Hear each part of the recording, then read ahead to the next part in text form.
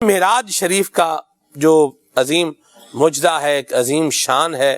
ایک رتبہ ہے جو حضور نبی کریم صلی اللہ علیہ وسلم کو اللہ کریم نے عطا فرمایا ہے، اور قرآن میں اس کا ذکر ہے، احادیث متواترہ میں، احادیث مشہورہ میں جو ہے وہ ذکر ملتا ہے۔ تو ایمان والا تو اس کو جو ہے وہ تسلیم کرے گا، مانے گا۔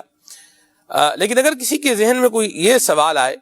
کہ یہ ہیومنلی کیسے پاسبل ہو سکتا ہے کہ اس طریقے سے اتنی جلدی سارا سفر ہو جائے، تو کیا فرمائیں گے آپ؟ معراج شریف سب سے پہلے تو ایک قرآنی واقعہ ہے، قرآن میں اس کا ذکر ہے جی، اور مسلمانوں کا یہ اجماعی عقیدہ ہے کہ جو معراج کا مطلق انکار کرے گا وہ تو مسلمان ہی نہیں رہے گا۔ جی، اور جہاں تک بات ہے سمجھ نہ آنے کی، جی، میں یہ سمجھتا ہوں کہ اب اس زمانے میں، اس دور میں معراج شریف کو ماننا اور سمجھنا زیادہ آسان ہو گیا ہے۔ صحیح، کمپیریٹیولی آپ سے 200 سال پیچھے چلے جائیں صحیح، تو ایمان کے اعتبار سے وہ لوگ ہمیں مضبوط نظر آتے ہیں، لیکن جو آج کل حالات ہیں، زمینی حقائق ہیں، ان کے اعتبار سے دیکھا جائے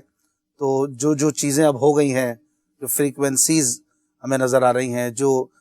ٹریولنگ سہولیات ہمیں نظر آ رہی ہیں، جو اسپیڈ نظر آ رہی ہے انسان کی، اور جو دنیا میں آپ کسی بھی جگہ پر ہو، گلوبلی آپ جو ہے وہ سروائیو کر رہے ہیں اس وقت، تو جب دنیا اتنی چھوٹی سی ہو کر رہ گئی ہے تو جس رب کریم نے حضور علیہ الصلوۃ والسلام کو معراج کروائی ہے، واہ، وہ رب کریم کس قدر بڑا قادر ہے، ہر مسلمان کے عقیدے میں شامل ہے۔ اور سب سے بڑی بات وہ یہی ہے کہ سمجھ آئے یا نہ آئے، اقبال کا شعر یاد رکھیں کہ عقل کو تنقید سے فرصت نہیں، عشق پر اعمال کی بنیاد رکھ۔ واہ، عشق جو ہے یعنی ماننا اور اپنے قلب کو مطمئن رکھنا اس پر کہ جو اللہ رسول نے بیان کیا وہ حق ہے، واہ، اور اس میں میری عقل میں فطور ہے اگر مجھے کوئی بات سمجھ نہیں آ رہی۔ صحیح، اور معجزہ تو ہوتا ہی وہ ہے کہ جو عادتاً محال ہوتا ہے، سمجھ میں آتا نہیں ہے یوں کہ ہر عام آدمی کر لے، اور سمجھا اسے یوں ہی جا سکتا ہے کہ نبی نے کیا تو یہ ہے، جب ہے تو ہے۔ جی، اللہ تعالیٰ نے سیر کروائی۔ قرآن پاک سورہ بنی اسرائیل کی آیت نمبر 1 میں اللہ پاک نے جو معراج شریف کو بیان کیا وہ اسی طرح کیا نا، یہ نہیں فرمایا کہ میرے محبوب نے سیر کی، بلکہ اللہ پاک جانتا تھا کہ یہ جو معاملہ ہے اس پر اعتراض کرنے والے اعتراض بھی کریں گے، تو اس کو اور آسان کر دیا تاکہ کسی طرح کا کوئی خلل ہی نہ رہے۔ فرمایا سبحان الذی اسرا، پاک ہے وہ ذات کہ جس نے سیر کروائی۔ جی، تو سیر کروانے والا کون ہے اس کی طرف دیکھا جائے، واہ، مسلمان کے لیے تو کوئی اشکال اور کسی قسم کا سوال باقی ہی نہیں رہتا۔ اور دیکھیں تو ایک بہت بڑی دنیا جو ہے وہ اس کو بڑی آسانی سے سمجھ سکتی ہے کہ خالق کائنات نے اپنے محبوب کو یہ ٹریول کروایا، یہ سیر کروائی، اور وہ کس طرح سے ہوئی جب ایک انسان چھوٹی سی عقل رکھنے والا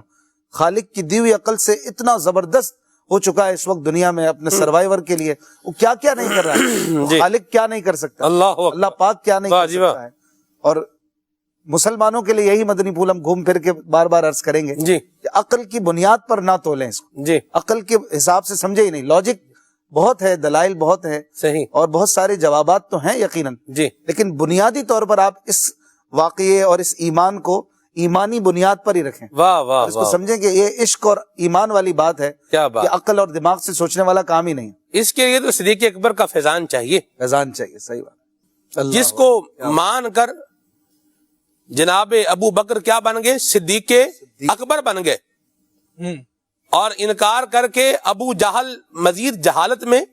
اضافے کر گئے، تو بندہ اپنا حساب لگا لے کہ اس نے اپنا شمار جو ہے وہ کن کے ساتھ کروانا ہے، کن کے ساتھ جو ہے وہ اس کو ملنا ہے۔